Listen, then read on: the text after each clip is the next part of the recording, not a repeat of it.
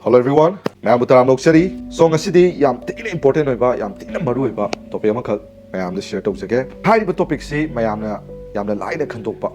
adubu aikhoi life tadi yamna maru oiba aduguma topic amakak ni mayam video sibu loi phawi yemisi hamsima mayam ge phone da thamjage. Aikhoi life ta karigumba ma aikhoina thengnarakpa matamda karigumba ma aikhoina changjalakpa matamda karigumba ma aikhoina honarakpa matamda aikhoi gi akoibda laiba aikhoi gi environment je aikhoina thengnarakpa matamda ख्वाइदगी इहान अखोइना तौबा मथौ तारिसि अखोइ इसाना इसासि हान लाक्संबा ngamba हान control तौबा ngamba सिने अखोइना कारबार अमा तौगे high तारगसु अखोइगी environment सि थेंगरकदोइनि मी मयाम अमा अखोइना interact तौरकदोइनि अदुना हाइरिबा अखोइगी अकोइबदा लैरिबा मयाम से अखोइना थेंगनबा फजना ngambge high तारगदि अखोइ इसाना इसासि हान लाक्संबा हान ngamba चंगे हाइ आइगे मिंग मोइरांगथेम नोंपाओकनबा कवि आई यावन इंस्टीट्यूट की founder मखकनि Yawon Institute ki mission di mental health ka mari lainaba mentally, physically, spiritually and socially haiba hiram mari sida maruine koina improve tawnabagi platform ama khakni haiba tare aduna hojik isana isada aikoi ji kamaina control tawjaba ngamgadoino example oina harakanda aikoi si mina wahai kitang kanma ma hairpa matamda aikoina kariguma thaktak ni aba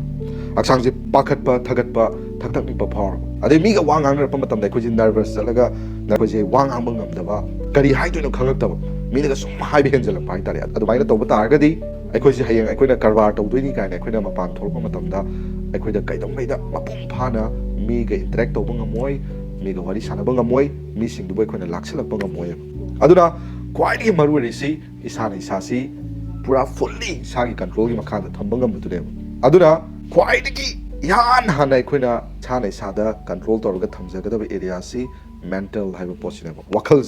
wakhalji hana aikoina control tawba ngam targadi emotionally aikoida power posisu loina ma control tawba ngam kani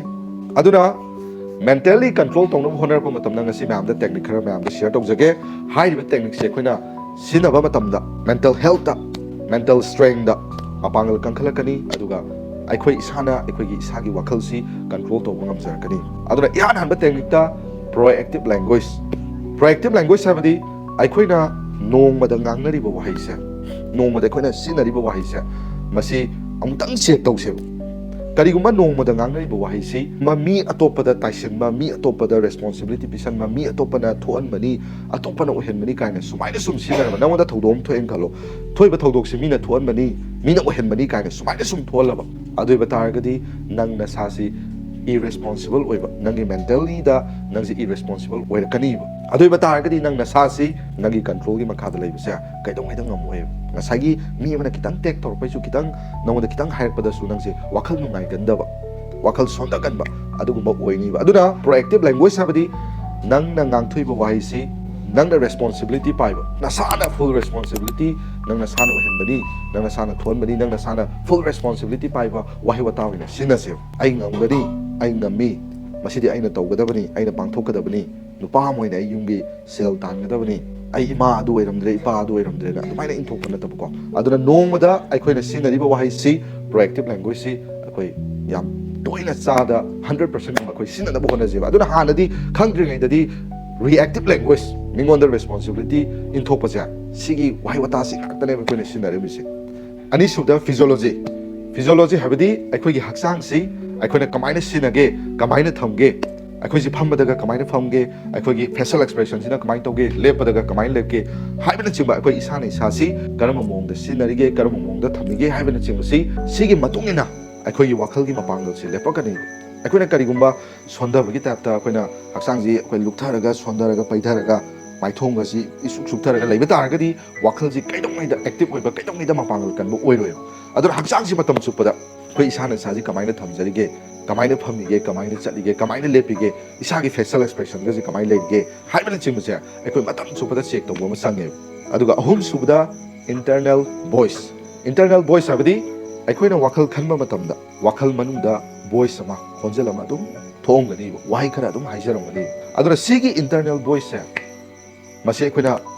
check tawjaba ma change masam tongda automatically dum thadokpa natam ngaktam tumina leiraga mi dusalaga aigi manung yauriba aigi khonjel je tanagi khonjel noina tarise kari wahi haijage haibana chingba koi check tawjaba ma change aduna manung de yauriba internal voice ekoina semtokpa matamda thongna leiba ꯄꯥꯡꯒꯜ ꯀꯟꯈꯠꯀꯗꯕ ꯊꯕꯛ ꯇꯧꯅꯤꯡꯒꯗꯕ ꯄꯣꯖꯤꯇꯤꯕ ꯑꯣꯏꯕ ꯃꯌꯥꯝ ꯑꯃ ꯑꯩꯈꯣꯏꯅ ꯅꯨꯃꯤꯠ ꯈꯨꯗꯤꯡꯒꯤ ꯍꯥꯏꯕ ꯁꯥꯟꯅꯕ ꯃꯅꯨꯡꯗ ꯏꯟꯇꯔꯅꯦꯜ ꯚꯣꯏꯁꯁꯤꯗ ꯑꯗꯨꯝ ꯉꯝꯕꯅꯤꯀꯣ ꯃꯁꯥ ꯃꯇꯣꯝꯇ ꯑꯣꯇꯣꯃꯦꯇꯤꯀꯦꯂꯤ ꯆꯠꯇꯕꯅꯤ ꯑꯩꯈꯣꯏꯅ ꯑꯗꯨꯝ ꯁꯥꯟꯅꯕ ꯉꯝꯕꯅꯤ ꯃꯁꯤ ꯑꯩꯈꯣꯏꯅ ꯅꯨꯃꯤꯠ ꯈꯨꯗꯤꯡꯒꯤ ꯄ꯭ꯔꯦꯛꯇꯤꯁ ꯇꯧꯕ ꯃꯇꯝꯗ ꯑꯣꯇꯣꯃꯦꯇꯤꯀꯦꯂꯤ ꯇꯥꯔꯛꯀꯅꯤ ꯑꯐꯕ ꯄꯣꯖꯤꯇꯤꯕ ꯑꯣꯏꯕ ꯃꯄꯥꯡꯒꯜ ꯀꯟꯒꯗꯕ ꯍꯛꯆꯥꯡ ꯀꯟꯈꯠꯀꯗꯕ ꯍꯛꯆꯥꯡꯗ ꯇꯦꯛꯈꯠꯀꯗꯕ ꯑꯗꯨꯒꯨꯝꯕ ꯚꯣꯏꯁ ꯃꯌꯥꯝ ꯑꯃ ꯋꯥꯍꯩ ꯃꯌꯥꯝ ꯑꯃ ꯃꯁꯥ ꯃꯇꯣꯝꯇ ꯑꯣꯇꯣꯃꯦꯇꯤꯀꯦꯂꯤ ꯇꯥꯔꯛꯀꯅꯤ ꯑꯗꯨꯅ ꯑꯩꯈꯣꯏ ꯃꯁꯤ ꯐ꯭ꯔꯤꯗ ꯑꯩꯈꯣꯏ ꯊꯥꯗꯣꯛꯄ ꯌꯥꯗꯦ ꯑꯩꯈꯣꯏꯅ ꯆꯦꯛ ꯇꯧꯖꯕ ꯑꯃ ꯆꯪꯉꯤ ꯑꯩꯈꯣꯏꯅ ꯀꯟꯇ꯭ꯔꯣꯜ ꯇꯧꯁꯟꯕ ꯑꯃ ꯆꯪꯉꯤ ꯑꯗꯨꯃꯥꯏꯅ ꯇꯧꯗꯅ ꯍꯥꯏꯔꯤꯕ ꯄ꯭ꯔꯣꯑꯦꯛꯇꯤꯞ ꯂꯦꯡꯒ꯭ꯋꯦꯖ ꯐꯤꯖꯤꯑꯣꯂꯣꯖꯤ ꯑꯗꯨꯒ ꯏꯟꯇꯔꯅꯦꯜ ꯚꯣꯏꯁ ꯍꯥꯏꯔꯤꯕ ꯑꯍꯨꯝꯁꯤ ꯑꯩꯈꯣꯏꯅ ꯀꯟꯇ꯭ꯔꯣꯜ ꯇꯧꯔꯛꯄ ꯃꯇꯝꯗ ꯑꯩꯈꯣꯏꯒꯤ ꯂꯥꯏꯐꯀꯤ ꯑꯆꯧꯕ ꯁ꯭ꯇꯦꯞ ꯑꯃ ꯑꯩꯈꯣꯏ ꯆꯪꯁꯤꯜꯂꯛꯀꯅꯤ ꯑꯆꯧꯕ ꯑꯍꯣꯡꯕ ꯑꯃ ꯂꯥꯛꯀꯅꯤ ꯋꯥꯈꯜ ꯁꯣꯟꯊꯔꯝꯃꯒꯁꯨ ꯋꯥꯈꯜꯁꯤ ꯃꯄꯥꯡꯒꯜ ꯀꯟꯈꯠꯂꯛꯀꯅꯤ ꯑꯗꯨꯒ ꯄꯨꯟꯁꯤꯁꯤ ꯍꯦꯟꯅ ꯇꯧꯕ ꯉꯝꯕ ꯍꯦꯟꯅ ꯈꯨꯃꯥꯡ ꯆꯥꯎꯁꯟꯕ ꯑꯃ ꯁꯣꯏꯗꯅ ꯑꯣꯏꯔꯛꯀꯅꯤ ꯁꯣ ꯑꯗꯨꯅ ꯃꯊꯪꯗꯁꯨ ꯚꯤꯗꯤꯑꯣ ꯀꯥꯟꯅꯔꯕ ꯃꯦꯟꯇꯦꯜ ꯍꯦꯜꯊꯀ ꯃꯔꯤ ꯂꯩꯅꯕ ꯑꯩꯈꯣꯏꯒꯤ ꯐꯤꯖꯤꯀꯦꯜꯂꯤ ꯃꯦꯟꯇꯦꯜꯂꯤ ꯁ꯭ꯄꯤꯔꯤꯆꯨꯋꯦꯜꯂꯤ ꯏꯃꯣꯁꯅꯦꯜꯂꯤ ꯍꯥꯏꯔꯤꯕ ꯃꯌꯥꯝꯁꯤꯒ ꯃꯔꯤ ꯂꯩꯅꯕ ꯇꯣꯄꯤꯛ ꯃꯌꯥꯝ ꯑꯃꯈꯛ ꯑꯩꯈꯣꯏ ꯁꯤꯌꯔ ꯇꯧꯔꯛꯀꯅꯤ ꯑꯗꯨꯅ ꯁ꯭ꯇꯦ ꯇ꯭ꯌꯨꯟ ꯑꯗꯨꯅ ꯚꯤꯗꯤꯑꯣꯁꯤ ꯀꯔꯤꯒꯨꯝꯕ ꯀꯥꯟꯅꯕ ꯇꯥꯔꯒꯗꯤ ꯁꯤꯌꯔ ꯇꯧꯁꯟꯕꯤꯔꯝꯃꯣ ꯑꯗꯨꯒ ꯁꯕꯁꯀ꯭ꯔꯥꯏꯕ ꯇꯧꯗ꯭ꯔꯤꯕ ꯑꯣꯏꯕ ꯇꯥꯔꯒꯗꯤ ꯁꯕꯁꯀ꯭ꯔꯥꯏꯕ ꯇꯧꯁꯟꯕꯤꯔꯝꯃꯣ so everyone stay safe stay healthy stay positive